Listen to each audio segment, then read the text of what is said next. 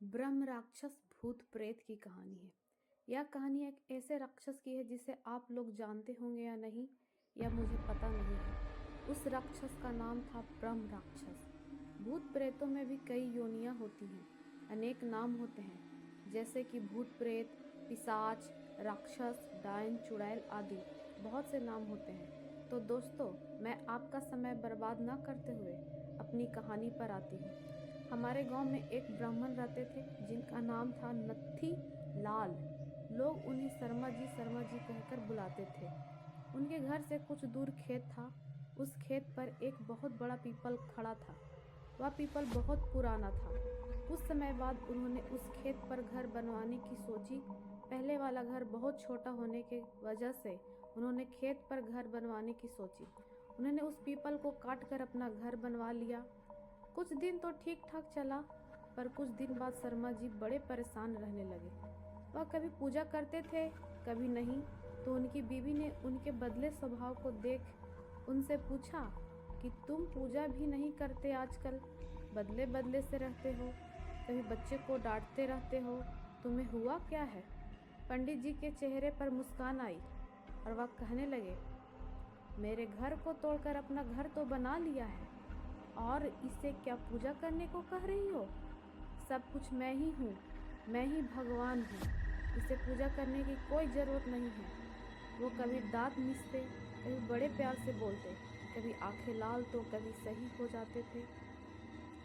उनकी बीवी को शक हो गया कि जरूर किसी भूत प्रेत का साया है, और तब पंडितानी ने उनको बिठाकर आसन लगाकर हनुमान चालीसा पढ़ने लगी।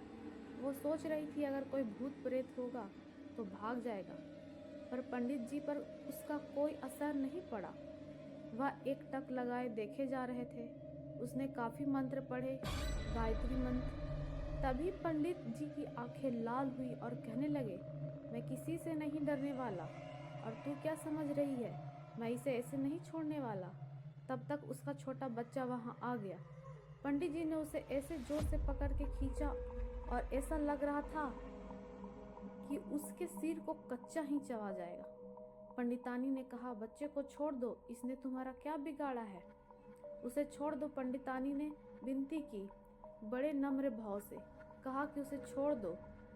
तो उसने उस बच्चे को छोड़ दिया और कहा कि मैंने तुम्हारे इस नम्र भाव की वजह से इसे भी छोड़ रखा है, नहीं तो मैं इसे कब का मार चुका होता। उसने फिर पूछा, तुम कौन हो और मेरे पति को तुमने क्यों बस में कर रखा है? आप हमसे क्या चाहते हो? आप हो कौन? तब उसने कहा, अगर अपना भला चाहती हो तो पीपल के पेड़ लगाओ, जितने भी हो सके पेड़ लगाओ, फिर मैं बताऊंगा कि मैं कौन हूँ, और फिर मैं चला जाऊंगा। तब पंडित जी की बीवी ने 101 पेड़ पीपल के लगाए। एक दिन उसकी पत्नी ने देखा कि आज पंडित जी सुबह उठकर पूजा पाठ करके आ चुके हैं।